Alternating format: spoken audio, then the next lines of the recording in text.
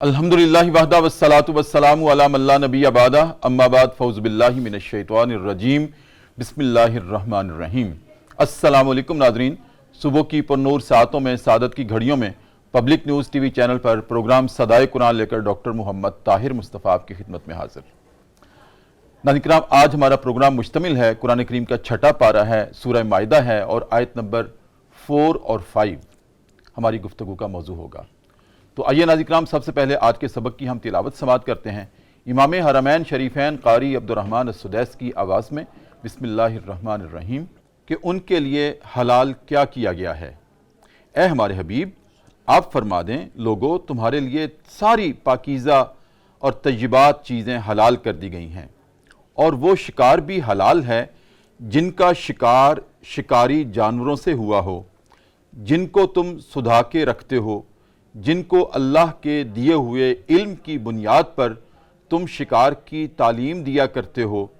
वो जिस जानवर को तुम्हारे लिए पकड़ कर ले आएं उसको भी तुम खा सकते हो, शर्त यह है कि उस पर अल्लाह का नाम पुकारा गया हो। लोगों, अल्लाह से डर जाओ, बेशक अल्लाह को हिसाब लेने में देर नहीं लगती। आज तुम्हारे लिए सारी पाकीज़ा चीज़ें हलाल कर दी गई हैं। अहले किताब का खाना भी तुम्हारे लिए हलाल है और तुम्हारा खाना उनके लिए हलाल है। महफूज औरतें भी तुम्हारे लिए हलाल हैं, खा वो अहले ईमान के ग्रोह में से हों या उन लोगों में से हों जिनको आपसे पहले किताब दी गई थी, यानी अहले किताब, बशर्ते कि तुम उनके महर अदा करके उनको अपने निकाह में ले आओ, ना कि आज़ाद शहवत रानी करने लगो या चोरी छुपे आशनाइयाँ करने लगो। लोगों सुन लो, जिस किसी ने ईमान की रविश पर चलने से इनकार किया तो उसका सारा कारनामाए ज़िंदगी ज़ाया हो जाएगा, यानी कि उसके नेक अमाल भी ज़ाया हो जाएंगे और वो आखिरत में खसारा पाने वालों में से हो जाएगा, दिवालिया हो जाएगा। नाज़रीन किराम, ये हमारा आज का सबक है प्रोग्राम सदाए कुरान में। सूरह माइदा है, आयत नंबर 4 और 5 है। पिछली आयत नाज़रीन किराम कल के प्रोग्राम में जो थी सूरह माइदा की आयत नंबर 3, उसमें अल्लाह रब्बुल इज़्ज़त ने उन चीज़ों का तज़किरा किया था जो हमारे लिए नुकसान का बाइस थी, जिस्मानी एतबार से और रूहानी एतबार से, हमारी बकाए ज़िंदगी के एतबार से उनको हराम करार दिया गया था, नाम ले लेकर हराम करार दिया गया था। नाज़रीन किराम, आज के सबक में अल्लाह रब्बुल इज़्ज़त ने उन चीज़ों का तज़किरा किया है जो हमारे लिए हलाल हैं, लेकिन शर्त रखी है कि वो तय्यबात हों। अब इस शर्त से नाज़रीन किराम सवाल पैदा होता है कि तय्यबात से क्या मुराद है, तय्यबात का दायरा क्या है, उसमें कौन कौन सी चीज़ें आती हैं। ये हमारी गुफ्तगू का मौजू होगा तरजीही बुनियादों पर इब्तिदा में प्रोग्राम सदाए कुरान में। और इसके बाद नाज़रीन किराम इरशाद है कि शिकारी जानवर जिनको तुमने सुधा के रखा हुआ है, जो तुम्हारी ज़ुबान समझते हैं कि उस चीज़ का शिकार करना है और शिकार के लिए तुम उनको भेजते हो, वो तुम्हारे लिए शिकार करके पकड़ कर लाते हैं, वो भी तुम्हारे लिए हलाल है। लेकिन नाज़रीन किराम यहाँ भी बहुत सारे सवाल पैदा होते हैं।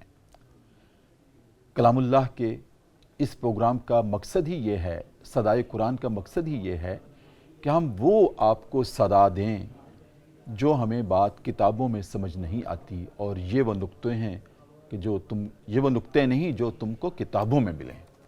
नाज़रीन किराम, ये वो नुक्ते अहले इल्म ही हमारे पास बैठकर हमें बताते हैं, समझाते हैं और आप तक पहुंचते हैं। ये जो हुक्म है कि शिकारी जानवर जिनको तुमने सुधा के रखा हुआ है, जो तुम्हारी ज़ुबान समझते हैं और तुम उनको तरबियत देते हो कि इस तरह से शिकार करके लाना है, और वो अगर शिकार करके लाएं तो तुम्हारे लिए वो भी जायज़ है, हलाल है। नाज़रीन किराम, सवाल ये पैदा होता है कि जो सुधाए हुए जानवर होते हैं, कुत्ता भी तो उन्हीं में शामिल है। अब कुत्ता जो कि सुधाया हुआ है, वो अगर हमारे लिए कोई शिकार करके लाता है, जाहिर है जिसको शिकार करेगा अपने दांतों से करेगा, अपने मुंह के जबड़े से करेगा, और फिर हमारे लिए लाता है, क्या वो हलाल है हमारे लिए? ये भी आज हम पूछेंगे अपने फाजिल मेहमानों से। हमारा तो ईमान ये है नाज़रीन किराम कि जहाँ कुत्ता लग जाए, उसका ज़ाहरी जिस्म भी अगर कपड़ों पे भी लग जाए, وہ بھی ناپاک ہو جاتے ہیں۔ اور یہاں کلام اللہ گواہی دے رہا ہے کہ نہیں، اگر سدھائے ہوئے جانور شکار کر کے لائیں تو وہ حلال ہیں تمہارے لیے۔ اب اس کی حدود و قیود کیا ہیں، یہ بھی آج پروگرام صدائے قرآن کا ناظرین کرام موضوع ہوگا ترجیحی بنیادوں پر۔ اور پھر کیا اگر کتا کوئی شکار کر کے لاتا ہے ہمارے لیے، اور جب ہم نے کتے کو بھیجا کہ اس چیز کا شکار کر کے لاؤ، اس جانور کا شکار کر کے لاؤ، اس کو جھپٹ کر لے کر آؤ، اور بھیجتے ہوئے ہم اللہ کا نام لے دیتے ہیں، کیونکہ شرط یہ ہے کہ شکاری جانور بھی جب شکار کرتا ہے تو اس پر بھی تم نے اللہ کا نام پکارنا ہے۔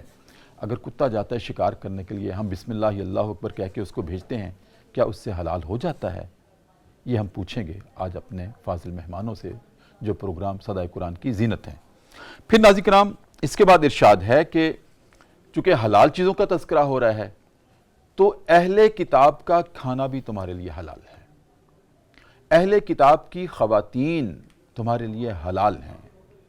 وہ عورت جس کا تعلق دوسرے مذاہب میں سے ہے، الہامی مذاہب میں سے ہے، یہود و نصارہ میں سے ہے، عام طور پر ہم اہل کتاب انہی کو کہتے ہیں، تو ان کی خاتون سے، ان کی عورت سے ایک مومن مرد نکاح کر سکتا ہے۔ سوال پیدا ہوتا ہے کہ کیا مومنہ عورت بھی اہل کتاب کے مرد سے نکاح کر سکتی ہے؟ اگر نہیں تو کیوں نہیں؟ اس میں کیا حکمت ہے؟ یہ بھی آج پروگرام صدائے قرآن کا ناظرین کرام موضوع ہوگا۔ پھر یہ ہے کہ ان عورتوں سے جو کہ اہل کتاب کی عورتوں سے تم نکاح کرتے ہو، باقاعدہ مہر دینا ہے۔ یہ نہیں کہ تم آزاد چوری چھپے ان سے عشق لڑاتے رہو، شہوت رانی کرتے رہو یا آشنائیاں پالتے رہو، اس کی اجازت نہیں ہے۔ کرنا ہے تو باقاعدہ نکاح کرنا ہے اور علل اعلان کرنا ہے اور نکاح کی شرائط کے مطابق نکاح کرنا ہے۔ ناظرین کرام یہ ہمارا موضوع ہے آج کے سبق کا، اس پہ ہم رہنمائی لیتے ہیں اپنے مہمانوں سے۔ اور ناظرین کرام میرے مہمان میری دائیں جانب جناب پروفیسر ڈاکٹر مفتی محمد حسیب قادری، ماشاءاللہ کل بھی ہمارے پروگرام میں تشریف لائے تھے اور اتنی خوبصورت گفتگو کرتے ہیں۔ آپ جید عالم دین ہیں ناظرین کرام، آپ جامعہ نعیمیہ کے دارالافتاء سے آپ منسلک ہیں، ماشاءاللہ خطیب بھی ہیں، ادیب بھی ہیں، استاذ بھی ہیں، پی ایچ ڈی ڈاکٹر بھی ہیں، اور اپنا مدرسہ ہے جس کے آپ محتمم ہیں۔ اس کے علاوہ آپ یونیورسٹی آف گجرات میں استاذ ہیں، تو ہمارے لیے زینت کا باعث ہیں آج پروگرام میں۔ السلام علیکم ورحمۃ اللہ۔ وعلیکم السلام ورحمۃ اللہ۔ کیسے مزاج ڈاکٹر جی صاحب؟ الحمدللہ، ٹھیک ہے؟ اللہ کا شکر۔ اور ناظرین کرام میری بائیں جانب میں نے عرض کیا تھا کل بھی کہ انتخاب ہوتے ہیں کچھ لوگ، کس لیے؟ اپنے دین کی ترویج کے لیے۔ ناظرین کرام انہی منتخب لوگوں میں سے آج جو ہمارے مہمان ہیں اس میں بامسمہ ہیں، اپنے نام کے اعتبار سے بھی ماشاءاللہ انتخاب ہیں اور اللہ کی نگاہ میں بھی انتخاب ہیں۔ ماشاءاللہ آپ بھی عالم دین بھی ہیں، مفتی بھی ہیں، آپ استاذ بھی ہیں اور خطیب بھی ہیں، محقق بھی ہیں، مصنف بھی ہیں، بہت سارے محاسن کے مالک ہیں۔ جناب ڈاکٹر مفتی انتخاب احمد نوری، السلام علیکم ورحمۃ اللہ۔ وعلیکم السلام ورحمۃ اللہ وبرکاتہ۔ کیسے مزاج؟ الحمدللہ ٹھیک ہے خیر، آپ خیریت سے؟ ڈاکٹر صاحب، پروگرام کا مقدمہ آپ کے سامنے رکھا۔ الحمدللہ جیسے کہ آپ جانتے ہیں کہ اس پروگرام کو اللہ رب العزت نے پورے عالم میں وہ فضیلت عطا کی ہے کہ جس کو آپ جیسے عالم عطا کیے ہیں، اور آپ جیسے عالم جب نور کی علم کی روشنی پھیلاتے ہیں، علم کا نور پھیلاتے ہیں، تو سارا عالم منور ہوتا ہے اس میں سے۔ ڈاکٹر صاحب دوسری فضیلت اس پروگرام کی یہ ہے کہ جیسے آپ جانتے ہیں کہ میڈیا کی دنیا میں کوئی ایسا پروگرام نہیں ہے کہ جو الحمد سے شروع ہو، سبکن ہر آیت سے صدائے قرآن دے رہا ہو۔ جی الحمدللہ۔ اور آج الحمدللہ ہم پہنچے ہیں سورہ مائدہ کی آیت نمبر 4 اور 5 میں۔ یہاں ڈاکٹر صاحب میں نے مقدمے میں جیسے عرض کیا ہے کہ اللہ رب العزت نے ارشاد فرمایا، کل کے پروگرام میں ان چیزوں کا تذکرہ تھا جو حرام کی گئی تھیں، آج ان کا تذکرہ ہے جو حلال کی گئی ہیں، لیکن شرط یہ رکھی مطلقاً کہ طیبات ہوں۔ اب سوال پیدا ہوتا ہے کہ طیبات کا دائرہ کار کیا ہے، کون کون سی چیزیں طیبات میں آتی ہیں اور طیبات کی علت کیا ہے؟ ارشاد۔ بسم اللہ الرحمن الرحیم۔ ڈاکٹر صاحب بجا طور پہ یہ پروگرام ہم سب کے لیے باعث سعادت ہے، الحمدللہ۔ اور پبلک نیوز کے لیے بھی باعث سعادت ہے کہ कलाम इलाही की हिकमतें, उसके रमूज़ जी, और उसके जो मकासद आसान हैं करके वो नाज़रीन आसान तक पहुंच रहे करके लोगों तक पहुंचाए जा रहे हैं, ताकि किताबुल्लाह से मखलूक खुदा का, उम्मत मुस्लिमा का ताल्लुक़ रब्त जुड़े पैदा हो और वो अपनी अमली ज़िंदगी में अल्लाह के अहकाम को लाएं, ताकि दुनिया और आखिरत में सुरखरू हो सके। बिल्कुल। जहाँ तक आपके सवाल का ताल्लुक़ है, कुरान मजीद बुरहान रशीद में अल्लाह ताला ने हिल्लत व हुर्मत के हवाले से जो फ़लसफ़ा दिया है वो ये है कि पाकीज़ा चीज़ें हलाल हैं और जो ख़बीस चीज़ें हैं, नापाक वो हराम चीज़ें हैं, वो हराम हैं। सही। अब इस आयत तय्यबा में सूरह अल-माइदा की आयत नंबर 4 में इब्तदाई अल्फाज में ही फरमाया कि तुम्हारे लिए पाकीज़ा चीज़ें हलाल की गई। जी जी। अब तय्यबात, ये तय्यबा की जमा है और तय्यब इसका मादा है, जिसका उर्दू में आम सादा तर्जमा पाक। किया जाता है पाक, सही। पाकीज़ा, पाक। अब पाक का जो इतलाक़ है वो दो एतबार से है। नंबर एक तो कि उसमें कोई नजासत ना हो, नापाकी ना हो, और नंबर दो कि वो इस तरह इंसानी जो फितरत सलीमा है उसको अट्रैक्ट करे सुभान अल्लाह। कि वाह। इंसानी फितरत सलीमा बग़ैर किसी तरद्दुद के, बग़ैर किसी तजस्सुस के, बग़ैर किसी तामुल के फ़ौरन उसको कबूल कर ले। सही। तो अब अल्लाह ताला ने इरशाद फरमाया कि जितनी पाकीज़ा चीज़ें हैं वो तुम्हारे लिए हलाल की गई, इसलिए कि पाकीज़ा चीज़ें कसीर हैं और जो ममनू चीज़ें हैं, हराम चीज़ें हैं, वो कम हैं। उनको मेंशन कर दिया गया और इसको मुतलक जो है वो छोड़ दिया गया कि देखो कि जो मिजाज है शरीयत का, तहारत का, पाकीज़गी का, नफासत का, उम्दगी का, ये उस पर पूरी उतर रही है। जी जी। और एक इंसान जो फितरत सलीमा का मालिक है, जिसका दिल गुनाह के जंग से आलूदा नहीं हुआ, जिसने अपने आप को अपनी ख्वाहिशात से मगलूब नहीं कर दिया हुआ, जो दुनिया की लज्जतों और ऐश परस्तियों में मुनहमिक नहीं हो चुका हुआ, तो वो उसको कबूल करता है और उसकी तबीयत फ़ौरन उसकी तरफ जो है वो जाती है। अब जिस में ये दोनों वस्त जो है वो पाए जा रहे हैं, तो वो गोया कि अल्लाह ताला की उन हलाल करदा चीज़ों से है जिसे रब्बुल आलमीन ने तय्यबात जो है वो करार दिया है। बिल्कुल ठीक। मैं याद कर रहा था अपनी ही एक गुफ्तगू को कि एक दिन मैंने प्रोग्राम में भी अर्ज़ किया था, जो चीज़ आप इरशाद फरमा रहे हैं ना, कि इंसानी फितरत उसको अट्रैक्ट करे, कशिश महसूस करे और इजाज़त दे दे। सबसे पहले तो इंसानी फितरत को अल्लाह ने इंडिकेटर रखा है। बिल्कुल। तो मैं जिस्मानी जवारे से अल्लाह की हिकमतों की वजह से मैं वजूद बारी ताला पर तज़किरा कर रहा था, एक बात कर रहा था कि अगर हम कभी गौर करें कि मुंह के ऐन ऊपर अल्लाह ने जो नाक लगाया है, इसमें क्या हिकमत है, कितना वो हकीम ज़ात, कि इसमें गंदगी भी है, हम इसमें सांस लेते हैं। बुनियादी मकसद तो सांस लेना है ना, तो सांस लेने के लिए दो सुराख कहीं और भी लगाए जा सकते थे, लेकिन ऐन मुंह के ऊपर क्यों लगाए? इससे अल्लाह की हिकमत भी वाज़ेह होती है, उसके वजूद की एक दलील भी ज़ाहिर होती है। मैं अर्ज़ कर रहा था कि इसलिए यहाँ पर अल्लाह ने यह नाक रखा ताकि जो रिस्क भी इस मुंह के ज़रिए से हमारे मैदे में जाए, हमारे खून का हिस्सा बने, ये नाक उस लुक्मे को अंदर जाने से पहले बता देता है कि ये तय्यब है या कि नापाक है, क्योंकि उसकी बू सूंघ के सेंस ऑफ स्मेल से जी। तो अल्लाह ने इंडिकेटर यहां रख दिया कि वो रिज़्क़ हलाल ही अंदर जाए, हराम अंदर जाए ही ना, तो ये नाक बता देता है। कितनी खूबसूरत उसकी हिकमत है और उसके वजूद की दलील है कि हर कोई कहाँ इस हद तक सोच सकता है कि मेरा बंदा, जिसको उसने अहसनुल खालिकीन कहा है कि मेरी तख्लीक का सबसे बेस्ट अवेलेबल फार्मूला है, तो मैंने इसको तय्यब से ही परवान चढ़ाना है और हराम से बचाना है। तो हराम से बचाने का एक हमारे लिए जिस्मानी एतबार से ज़ाहिरन एक इंडिकेटर रख दिया। डॉक्टर मुफ्ती इंतखाब अहमद नूरी, कैसे मिजाज हैं आपके? खैरियत से हैं? पाकिस्तान का इसके बाद इरशाद है कि तय्यब चीज़ें, डॉक्टर साहब ने एक उसूल दे दिया कि जिसको सबसे पहले तो इंसान की फितरत सलीमा ना सिर्फ कबूल करे बल्कि मिकनातीसियत की तरह उसको अट्रैक्ट करे। एक हराम चीज़ नापाक पड़ी हुई है, इसमें स्मेल आ रही है, कौन बदबख्त है जो उसको खाना चाहेगा? कोई भी नहीं। लेकिन एक तय्यब चीज़ें हमारे सामने पड़ी हुई हैं تو ہمارا دل کرتا ہے کبھی اس کو اٹھانے کے لیے کبھی اس کو اٹھانے کے لیے، اس میں اٹریکشن ہے، ایک کشش رکھ دی اللہ نے ہماری فطرت سے۔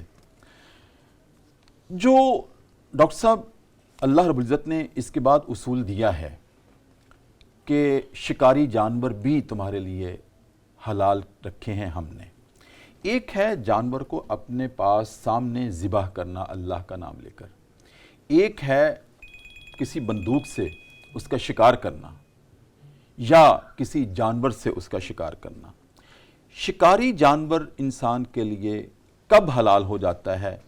جب ہم نے شکار کرنا چاہا غلیل سے یا بندوق سے، وہ جو شکار کا نشان ہے ضروری ہے کہ اس کی گردن پر لگے یا کہ جسم کے کسی بھی حصے پر لگ جائے تو وہ ہمارے لیے حلال ہو جاتا ہے؟ بسم اللہ الرحمن الرحیم۔ سب سے پہلے تو میں ڈاکٹر صاحب آپ کو مبارکباد پیش کرنا چاہتا ہوں کہ آپ نے آج کے دن جو صبح کے وقت ایک ایسے مسائل کو سامنے رکھتے ہوئے صدائے قرآن کو بلند کیا ہے کہ جس میں لوگوں کے لیے ایک روحانی اور ظاہری جو ایک علم کی جستجو ہوتی ہے اس کی تسکین کے جو سامان وہ مہیا کیا جا رہا ہے۔ بہت شکریہ ڈاکٹر صاحب، جیسا کہ مجھ سے قبل ڈاکٹر مفتی محمد حسیب قادری صاحب نے اس کے اوپر وضاحت فرمائی، جی یہ بات پیش نظر ہے کہ اللہ تعالیٰ نے انسان کو جو دین عطا فرمایا ہے وہ بالکل انسان کی فطرت کے مطابق ہے، جیسا کہ فطرت اللہ التی فطر الناس علیہا، کہ انسان کو اللہ تعالیٰ نے فطرت کے اوپر پیدا فرمایا ہے، اور رب تعالیٰ نے جو چیزیں انسان کی نیچر، اس کی طبیعت، اس کی فطرت قبول نہیں کرتی، اللہ تعالیٰ نے اس کو انسان کے لیے حرام قرار دے دیا ہے، ناپاک نجس قرار دے دیے گئے ہیں، اور جس چیزوں کو اور اس کی فطرت میں بھی اس سے نفرت پیدا کر دی گئی ہے۔ بالکل آپ اس چیز کو سمجھنے کے لیے ایک مٹی کی مثال سامنے رکھیں کہ جو مٹی جو ہوتی ہے اس میں اللہ تعالیٰ نے ہر ایک چیز کے اگنے کی صلاحیت رکھی ہے، مگر مٹی بھی وہ چیزوں کو اچھے اگاتی ہے جس کے اندر یہ صلاحیت بھی موجود ہو، اور ایک وہ مٹی ہے تو مٹی لیکن اس کے اندر صلاحیت نہیں ہے اس کو اگانے کی، تو اس سے پھر انسان اس سے استفادہ اس طرح کا نہیں حاصل کر سکتا جس طرح کہ ایک جو جاندار مٹی سے استفادہ کیا جا سکتا ہے۔ بالکل انسان کا جسم بھی ایک اللہ تعالیٰ نے اس کی تخلیق بھی مٹی سے فرمائی ہے، اور اس میں بھی وہ صلاحیت والا جسم ہی ان چیزوں سے استفادہ کر سکتا ہے، پاکیزہ چیزوں سے جس کے اندر وہ استطاعت موجود ہونی چاہیے۔ تو آپ کا یہ فرمانا کہ جو شکاری جانور ہیں جن کا شکار کیا جاتا ہے تو وہ بھی وہی جانور جو پاک ہیں، اچھا، جو طیب ہیں، جو پاکیزہ جانور ہیں، ان کا ہی شکار اگر کیا جائے گا وہ حلال ہیں، اور ایک وہ جانور جو ہے ہی حرام، جو اس کا بے شک شکار کر لیا جائے کیسے بھی اس کو استعمال میں نہیں لایا جا سکتا۔ لیکن یہ بات پیش نظر ہے کہ شکار جب کیا جاتا ہے تو شکار کرتے وقت بھی اگر آپ جانور کے ذریعے شکار کرنا چاہتے ہیں، مثلا سدھارا ہو جیسے کتے کی آپ نے فرمایا، یا آپ کسی ایسے آلہ کے ذریعے شکار کرنا چاہتے ہیں کہ جس سے شکار کیا جا سکتا ہے، تو اس پہ یہ بات پیش نظر ہے، ایک تو وہ شکار کرتے وقت اگر آپ سدھایا ہوا جانور چھوڑنا چاہتے ہیں۔ سدھائے ہوئے جانوروں میں کون کون سے آتے ہیں؟ سدھائے ہوئے جانور میں وہ جانور جو نکیل دار دانت رکھتے ہیں کہ جو اس کو پکڑ کر لا سکیں، اور جو اپنا پنجہ رکھتے ہیں کہ جس کے ذریعے جانور کا شکار کیا جا سکے، اچھا، تاکہ وہ اس کو پکڑیں اور جو اس کو اپنے یعنی اس کو جو ہے اپنے دانتوں کے ساتھ اس کو پکڑ کر اپنے پنجے کے ذریعے پکڑ اس کو اپنے مالک تک لا سکیں، جس نے اس کو چھوڑا ہے شکار کرتے وقت۔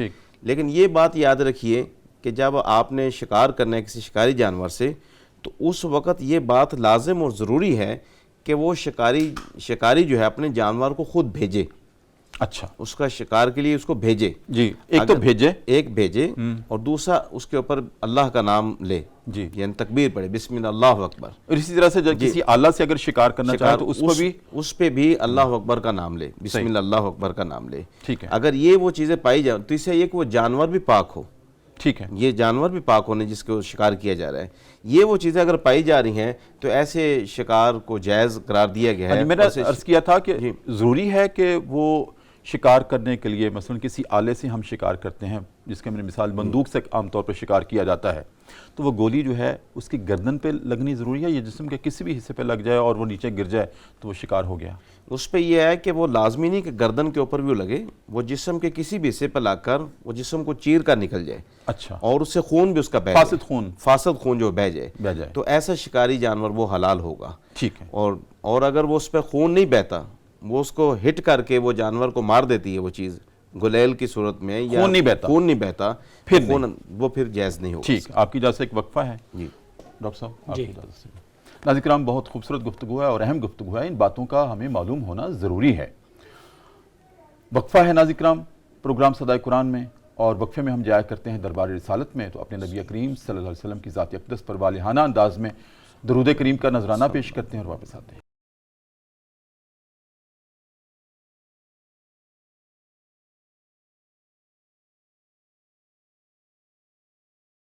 وقفے کے بعد ناظرین کرام دوبارہ آپ کی خدمت میں حاضر ہیں، صبح کی پر نور سے آتے ہیں، public news T V channel ہے، ہمارا پروگرام ہے صدائے قرآن، جس کا آغاز الحمد سے ہوا تھا، اور یہ سفر آج پہنچا ہے قرآن کریم کا 6واں پارہ ہے، سورہ مائدہ ہے، آیت نمبر 4 اور 5 کے مضامین ہماری گفتگو کا موضوع ہیں۔ ڈاکٹر صاحب، شکاری جانور اور شکار کی بات ہو رہی ہے، جی، میں نے اپنے مقدمے میں بھی عرض کیا تھا کہ شکاری جانوروں میں تو سدائے ہوئے کتے بھی آتے ہیں، جی، کیا سدھایا ہوا کتا شکار کر کے لائے ہمارے لیے حلال ہے، جائز ہے؟ میں نے عرض کیا تھا کہ کتا جس کو ہم نجس سمجھتے ہیں وہ تمہارے کپڑوں کے ساتھ گزرتے ہوئے لگ جائے تو ہم اس کو ناپاک تصور کرتے ہیں، کجا کہ وہ کتا شکار کر کے لائے اپنے دانت گاڑ کے یا اپنے پنجے گاڑ کر کسی جانور کو جس میں اس کے دانت ہی کھب گئے، تو کیا وہ ہمارے لیے حلال رہا؟ بے شک ہم نے اس کتے کو بھیجتے ہوئے اللہ اکبر بھی کہا تھا۔ ڈاکٹر صاحب، بنیادی طور پہ ہم ہیں اللہ اور اس کے رسول صلی اللہ علیہ وسلم کے احکام کے تابع۔ جی بالکل۔ تو جس وقت اللہ تعالیٰ کسی چیز کو ہمارے لیے استعمال اس کو جائز قرار دے اور اس کے محبوب علیہ السلام، تو وہ ہمارے لیے جائز، ٹھیک، اور جب اللہ اور اللہ کا رسول صلی اللہ علیہ وسلم اس کے لیے ممانت کر دیں تو وہ ممانت۔ ٹھیک، اور شریعت میں استثناء کا اصول یہ کار فرما رہتا ہے۔ مثلا اب عام جو کتے ہیں، جی، ان کتوں سے شریعت اسلامیہ نے 2 طرح کے کتوں کا استثناء کیا ہے۔ اچھا، نمبر 1 وہ کتا جو آپ رکھوالی کے لیے رکھتے ہیں، اور نمبر وہ کتا جو آپ شکار کے لیے رکھتے ہیں۔ اب باقی سارے کتوں کے جو احکام ہیں وہ اور ہیں، ان میں سے 2 نکل آئے۔ ان میں سے 2 کتوں کا استثناء کر لیا گیا۔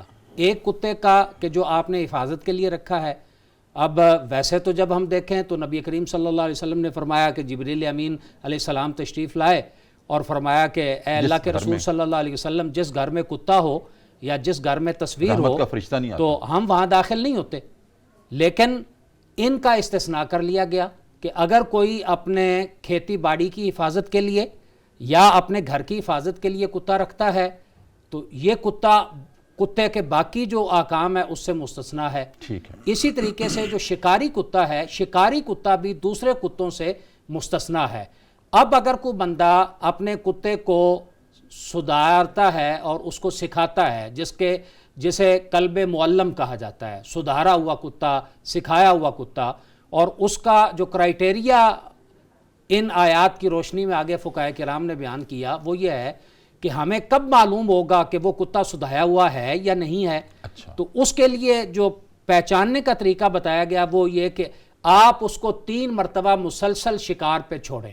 اچھا، آپ اس کو چھوڑیں، ایک دفعہ چھوڑیں اور وہ گیا اور اس نے شکار پکڑا اور وہ لے آیا، اس نے خود وہاں پکڑ کے یا رستے میں شکار کو کھانا شروع نہیں کیا، بلکہ آپ نے اس کو بھیجا شکار اس پہ، حد تک سدھایا ہوا، اس حد پہ سدھایا ہوا ہو۔ ایک دفعہ بھی ایسا ہوا، 2 دفعہ بھی ایسا ہوا، 3 دفعہ بھی ایسا ہوا۔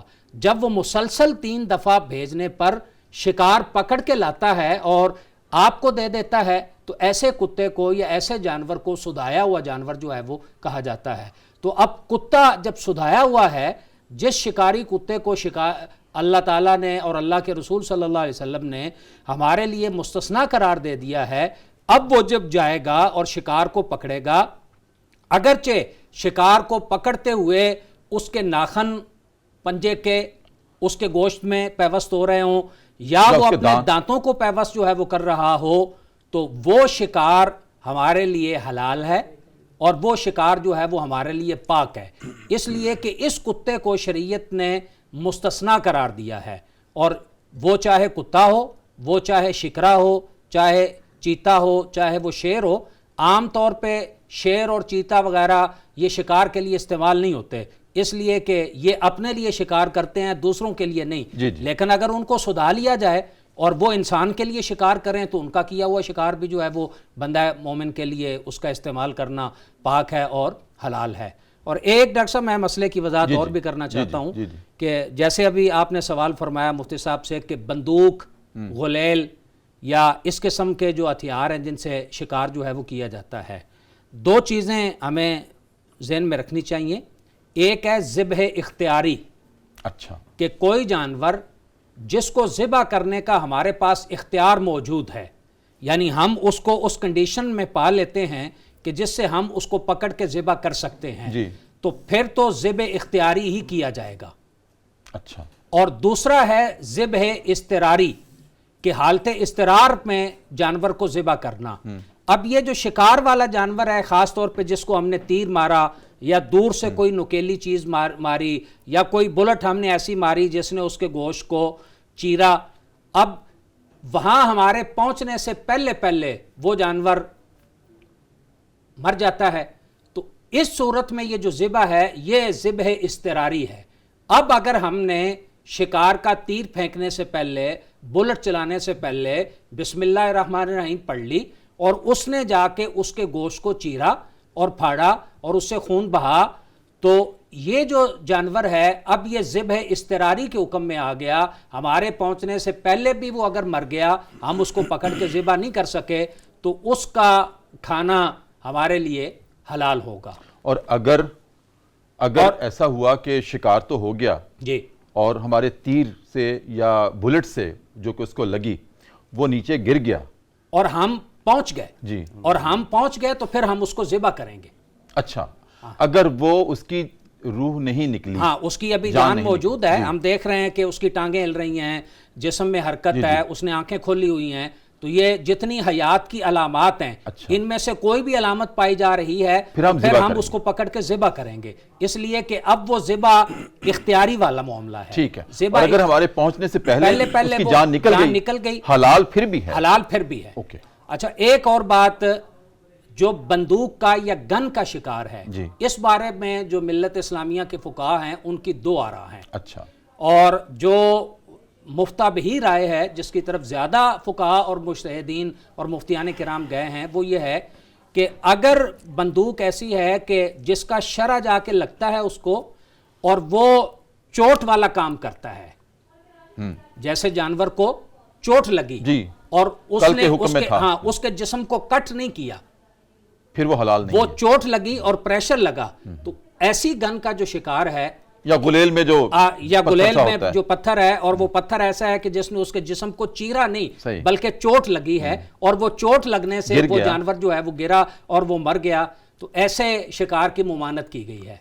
और अगर कल वाज़ेह अंदाज में हाँ, जो और बुलंदी से गिरा हो, जो बुलंदी से गिरा, और जो जानवर जिसको हमने कोई ऐसी चीज मारी जो धारदार है, जो उसके जिस्म को चीरती है और फाड़ती है, तो वो बेशक बुलेट की गोली क्यों ना हो, और अगर वो उसके जिस्म को फाड़ेगी तो उसका जो वो शिकार हलाल होगा। ठीक है, बिल्कुल ठीक। डॉक्टर मुफ्ती इंतखाब साहब, बड़ी खूबसूरत वजाहत हो गई शिकार के हवाले से। अब इसी सबक में आगे हुक्म ये है कि अहले किताब की औरतें भी तुम्हारे लिए हलाल हैं, बेशक वो मोमिन ग्रोह से हों या अहले किताब ग्रोह से हों, हलाल हैं, बशर्ते कि उनका महर अदा किया जाए और बाकायदा निकाह किया जाए। यहाँ कैटेगोरिकली ये भी इजाज़त दी गई है कि अहले किताब की औरत से भी तुम निकाह कर सकते हो। अच्छा, सवाल ये है कि क्या सिर्फ़ अहले किताब की औरत को हम निकाह के लिए ले सकते हैं और शरीयत कहती है तुम दे नहीं सकते? अपनी किसी मोमिना औरत का अहले किताब मर्द से निकाह नहीं हो सकता। इन दोनों में क्या हिकमतें हैं? डॉक्टर साहब, इसमें एक तो ये बात पेश नज़र रहे कि जैसे अभी मुफ्ती साहब ने फरमाया कि शरीयत ने जिन चीज़ों को बयान कर दिया है वो हमारे लिए एक हुज्जत हैं। ٹھیک ہے، وہ دلیل ہیں، وہ ہمارے لیے ایک احکام ہیں کہ جن کے اوپر ہم نے مالک نے جو حکم دینا تھا دے دیا، ہم پابند ہیں اس کو ماننے کے ماننے کی، اس پہ ہمارا ذہن اس کو قبول کرے، اگر عبد ہیں غلام ہیں تو ہمیں ماننا ضروری ہے۔ اس پہ یہ بات پیش نظر رہے کہ اللہ تعالیٰ نے انسان میں دو صفتیں پیدا کی ہیں، ایک مرد ہے اور ایک عورت ہے، جی، اور قرآن کریم کے اندر الرجال قوامون علی النساء یہ بیان فرمایا گیا کہ مردوں کو اللہ تعالیٰ نے عورتوں کے اوپر تقویت دی ہے، فوقیت دی ہے، جی، مرد کو غالب قرار دیا گیا ہے۔ اب اس میں یہ بات پیش نظر رہے کہ چونکہ مرد اور عورت کا جو ایک میلان ہے یہ نوع انسانی کی ایک بقا کی ایک صورت ہے، اللہ تعالیٰ نے انسانیت کی نسل کو باقی رکھنے کے لیے مرد اور عورت کو جو ہے وہ ایک ازدواجی تعلقات کے اندر قائم رکھنے کا حکم دیا، ٹھیک، اور اس سے ایک انسانیت کے آگے جو ہے وہ نسل کا اضافہ ہوتا ہے، اور انسانیت میں اللہ تعالیٰ نے انسانوں کو جو سب سے زیادہ محبوب قرار دیا کہ وہ ایمان والے لوگ ہیں، صحیح، وہ ہیں ایمان والے، اسلام والے، اور اس سے ایمان سلامت رہتا ہے، ایمان سلامت رہتے ہیں۔ تو اس پہ یہ بات پیش نظر رہے کہ جب انسان مرد جو ہے وہ کسی عورت کے ساتھ نکاح کرتا ہے اور اس کی آگے نسل میں اضافہ ہوتا ہے، تو پھر انسان مرد جو ہے وہ اپنی نسل کا ایمان محفوظ رکھ سکتا ہے، اس کی دینی تربیت کر سکتا ہے، ایمانی تربیت کر سکتا ہے، برخلاف عورت کے کہ وہ اس قدر مؤثر ثابت نہیں ہوتی جس طرح کہ ایک مرد جو ہے وہ مؤثر ثابت ہوتا ہے۔ اہل کتاب میں جو عورتوں کو مسلمان مرد کے لیے جائز قرار دیا گیا وہ بھی اسی طرح انہی شرائط و قیود کے ساتھ جس طرح کے عام مسلمان عورت ہے اس کے لیے شرائط و قیود ہیں جو ایک مرد کے لیے حلال اور پاک قرار پائی گئیں، وہ ہے نکاح کی صورت۔ اسی طرح کہا کہ اہل کتاب میں سے عورتوں کو بھی تم نکاح کے ساتھ ان سے استفادہ کر سکتے ہو۔ رہی یہ بات کہ مرد جو ہے وہ اہل کتاب ہو، اس کے لیے مسلمان عورت کا نکاح جائز نہیں ہے، چونکہ عورت پھر وہی بات ہوگی کہ ایک مغلوبہ یعنی ایک غالب مرد ہی ہوتا ہے۔ جب اہل کتاب غیر اولاد بھی باپ کے نام سے موسوم ہوتی ہے، باپ کے نام سے، قرآن عزیز کے اندر یہ ارشاد فرمایا گیا ادعوہم لیابائہم ہو اقسط عند اللہ، کہ تم ان کے باپوں کے نام کے ساتھ پکارو۔ تو جب انسان سے پیدا ہونے والا، ایک عورت سے پیدا ہونے والا بچہ جب ایک موسوم ہوگا باپ سے، باپ مسلمان ہے، باپ مسلمان ہے تو پھر تو ٹھیک ہے، اور اگر باپ غیر مسلم ہے، اہل کتاب ہے، تو اولاد اس سے منسوب ہوگی، تو اسلام جو ہے اس چیز کو پسند نہیں کرتا۔ ایک حکمت تو یہ ہے۔ دوسرا یہ ان الدین عند اللہ الاسلام، بے شک اللہ تعالیٰ کے ہاں دین اسلام جو پسندیدہ دین ہے، وَمَن يَبْتَغِ غَيْرَ الْإِسْلَامِ دِينًا فَلَن يُقْبَلَ مِنْهُ، جس نے بھی دین اسلام کے علاوہ کسی اور دین کو اختیار کیا تو اللہ تعالیٰ اس کو قبول نہیں فرماتا، اس کے اعمال کو بھی قبول نہیں فرماتا۔ تو انسان سے پیدا ہونے والا جو بچہ ہے وہ فطرت پہ پیدا ہو اور پھر انسان اس بچے کو اسلام کی طرف رغبت میں رکھے، اور یہ ایک مرد ہی اس چیز کو آسان طریقے سے اس ڈیوٹی کو نبھا سکتا ہے۔ بالکل ٹھیک ہے، آپ کی اجازت سے ایک وقفہ ہے، دوبارہ پروگرام صدائے قرآن میں۔ ناظرین کرام، وقفہ ہے ایک مرتبہ پھر، اور چلتے ہیں دربار رسالت میں اور اپنے نبی کریم صلی اللہ علیہ وآلہ وسلم کی ذات اقدس پر امتی ہونے کی حیثیت سے والہانہ انداز میں عقیدت کے ساتھ، محبت کے ساتھ درود کریم کا نذرانہ پیش کرتے ہیں اور واپس آتے ہیں۔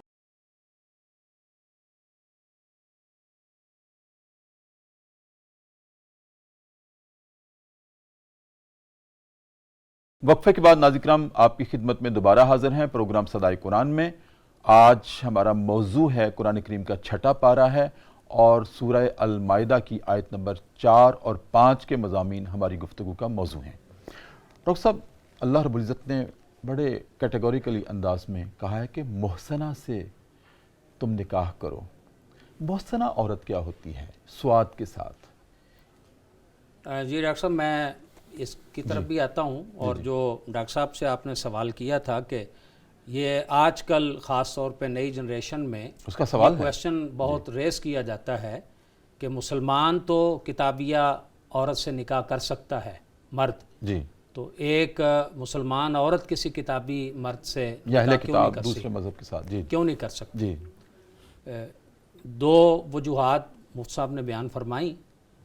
بنیادی طور پر نبی کریم صلی اللہ علیہ وسلم کا ایک ارشاد گرامی ہم سب امت مسلمہ کے ذہنوں میں رہنا چاہیے۔ حضور صلی اللہ علیہ وآلہ وسلم نے ارشاد فرمایا الاسلام و یعلو، اسلام بلند ہے، جی، ولا یولا، اسلام مغلوب نہیں ہے۔ واہ واہ واہ واہ، سبحان اللہ، سبحان اللہ۔ اور جو مرد ہے وہ غالب ہوتا ہے، عورت مغلوب ہوتی ہے. مرد کو حاکم بنایا گیا کیا ہے بات ہے. اور عورت کو محکوم بنایا گیا ہے. اب ایک مسلمان عورت جب کسی کافر سے نکاح کرے گی تو وہ مغلوب ہے، کفر غالب ہو رہا ہے اور اسلام مغلوب ہو رہا ہے. اور یہ دین اسلام کی فطرت میں نہیں اور ہے. یہ دین اسلام کی فطرت میں نہیں ہے. کیا بات. اس لیے کسی مسلمان عورت کا کسی اہل کتاب سے یا نان مسلم سے نکاح درست نہیں ہے. کیا بات ہے، بہت خوبصورت. دوسری جو آپ نے سوال فرمایا کہ محسنات، قرآن عزیز برہان رشید میں محسنات کا لفظ کئی جگہ پر استعمال ہوا ہے. یہ سورہ نساء میں بھی ہے، یہاں بھی ہے اور بھی ہے. جی جی. اور یہ بنیادی طور پر دو معنی کے لیے استعمال ہوتا ہے. احسان سے مراد ایک تو یہ ہے کہ وہ عورت پہلے سے کسی کے نکاح میں نہ ہو، کہ تم ایسی عورت سے نکاح کرو جو آلریڈی کسی کے نکاح میں نہیں ہے. یعنی یہاں بتایا گیا کہ تمہارے لیے مسلمان عورتیں بھی حلال کی گئیں اور اہل کتاب بھی حلال کی گئی، لیکن کون؟ محسنات، یعنی جو پہلے سے کسی کے نکاح میں نہیں ہیں. اچھا. تو اگر پہلے سے کسی کے نکاح میں ہے تو جہاں حرمت والی عورتوں کا تذکرہ کیا گیا، محرمات کا، وہاں یہ بھی تذکرہ وہاں 5ویں پارے کی پہلی آیت میں کہا گیا والمحسنات، کہ جو پہلے سے نکاح میں ہیں. تو محسن کا ایک معنی ہے عورت کا کہ جو آلریڈی کسی کے نکاح میں موجود ہے، اس وقت تک اس سے نکاح نہیں ہو سکتا جب تک وہ پہلے نکاح سے نکل نہ آئے. ٹھیک ہے. طلاق اس کی عدت گزار کے یا وفات اور اس کی عدت گزار کے. اور دوسرا جو احسان کا معنی ہے وہ ہے پاک دامنی، کہ تم ان عورتوں سے نکاح کرو جو کہ پاک دامنہ ہیں. جیسے آگے آیت میں وضاحت آ رہی ہے کہ خفیہ دوستیاں بنانے والے نہ ہوں. بظاہر حکم تو مردوں کو ہے، لیکن اسی طریقے سے عورتوں کے لیے بھی ہے کہ وہ عورتیں ایسی نہ ہوں کہ جو خفیہ یارانے رکھیں، جو عصمت اور کردار کی حفاظت کرنے والی نہ کرنے والی ہوں. اور محسنہ کا ایک معنی یہ بھی جس میں اپنے آپ کو محفوظ رکھا ہوا ہو. تو یہ جو پاک دامنی ہے اس کو بھی احسان سے قرآن مجید میں تعبیر کیا جاتا ہے. اور احسان سواد سے. ہاں، اور احسان سواد سے ہے. حسن کا مطلب ہے قلعہ، یعنی حفاظت. واہ. تو وہ کہ جس نے اپنے آپ کو پاک دامنی کے حصار میں رکھا ہوا ہے، قلعے میں رکھا ہوا ہے، کہ جس کا حق نہیں ہے وہ وہاں تک نہیں پہنچا. اس تک وہی پہنچتا ہے کہ جس کا اس پر جو ہے وہ حق ہے. اور وہ حق کیا ہے؟ نکاح. اگر وہ آزاد عورت ہے تو نکاح کی صورت میں، اور اگر وہ اس کی باندی ہے تو اس کی باندی ہونے کی وجہ سے وہ اس کے لیے حلال ہے. تو یہ دو معنی ہیں احسان کے. نمبر ایک کہ وہ کسی دوسرے کے نکاح میں نہیں ہونی چاہیے، اور نمبر دو کہ وہ با کردار ہونی چاہیے، پاک دامن ہونی چاہیے. بیوہ ہو سکتی ہے. جی، بیوہ ہو سکتی ہے، مطلقہ ہو سکتی ہے. اور یہاں میں اپنے سامعین کے لیے ایک بات ضرور عرض کرنا چاہوں گا کہ ہمارے دین کی جو نکاح میں بنیاد ہے وہ شرافت ہے، صحیح، وہ تقوی ہے، وہ پرہیزگاری ہے، وہ پاک دامنی ہے، وہ عفت ہے. وہ مال نہیں، وہ نسب نہیں، وہ برادری نہیں، وہ جمال نہیں. نبی کریم صلی اللہ علیہ وسلم نے ارشاد فرمایا کہ ایک عورت کا 4 خصوصیات کی وجہ سے نکاح کیا جاتا ہے: اس کے حسب نسب کو دیکھ کر، اس کے جمال کو دیکھ کر، اس کے مال کو دیکھ کر، اس کے دین کو دیکھ کر. فَاظْفَرْ بِذَاتِ الدِّین، اگر کامیاب ہونا چاہتے ہو تو ایک دیندار عورت سے نکاح کرو. اسی طرح فرمایا کہ تمہارے پاس جب ایسے لوگوں کے رشتے آئیں جن کے دین اور اخلاق پہ تم راضی ہو، اور اگر تم ان سے اپنی بچیوں، اپنی عورتوں کا نکاح نہیں کرو گے تو پھر دنیا میں فتنہ اور فساد ہوگا. تو اس لیے نکاح کی جو بنیاد ہے وہ شرافت ہے، وہ پاک دامنی ہے، وہ کردار ہے. اور اس لیے رسول رحمت صلی اللہ علیہ وسلم نے فرمایا الدنیا کلھا متاع، یہ دنیا سارا سامان زیست ہے. وخیر متاع الدنیا المرأۃ الصالحہ، اور دنیا کا بہترین جو سامان ہے وہ ایک نیک عورت ہے. سبحان اللہ. ڈاکٹر صاحب کیا بات ہے، ماشاءاللہ. ڈاکٹر مفتی انتخاب صاحب، پروگرام کے آخری لمحات ہیں، اور آج کے سبق میں بھی آخر میں یہ فرمایا گیا ہے لوگوں اللہ سے ڈر جاؤ، اتقوا اللہ، ورنہ ایسا نہ ہو کہ کی ہوئی کمائی بھی برباد ہو جائے، جس کو ہم ہفتے اعمال کہتے ہیں، اعمال کا ضائع ہونا کہتے ہیں.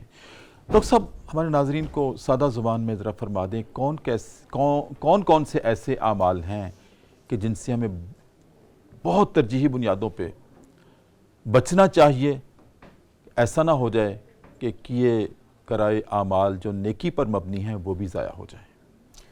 ڈاکٹر صاحب ایک تو یہ بات یاد رکھنی چاہیے کہ جو کفر ہوتا ہے انسان اللہ تعالیٰ کی ذات کا منکر ہے یا نبی اکرم صلی اللہ علیہ وسلم کی نبوت و رسالت کا منکر ہے، ایسے شخص کی تو بات ہی کیا کریں، وہ تو ہے ہی کافر، اس کے تو اعمال تمام کے تمام ضائع ہیں.